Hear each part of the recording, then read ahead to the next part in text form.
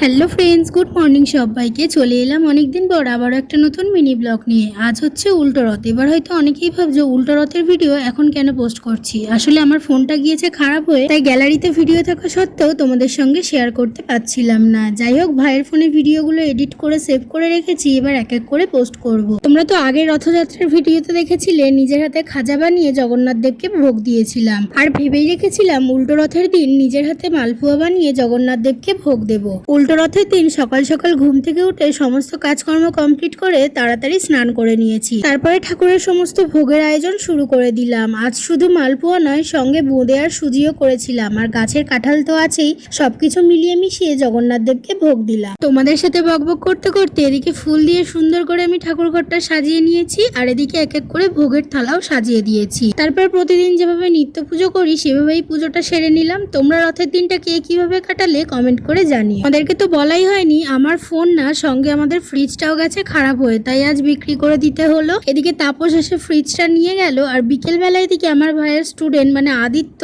রথ নিয়ে আমাদের বাড়ির কাছে এসেছিল। সোজা রথে তো রথ টানা হয়নি, তাই উল্টো রথেই ভাবলাম আদিত্যর রথটাই টেনে নি। আমি, ভাই, মা সবাই মিলে রথ টানলাম। আর এদিকে আদিত্যর কাণ্ড দেখো, রথ টানার আগেই ও আমাদেরকে প্রসাদ দিয়ে দিচ্ছে। যাই হোক, আদিত্য কিন্তু রথটা খুব সুন্দর করে সাজিয়েছিল। আজকের ভিডিও কেমন লাগলো জানিও। ভালো লাগলে like, comment, share and subscribe করে দিও।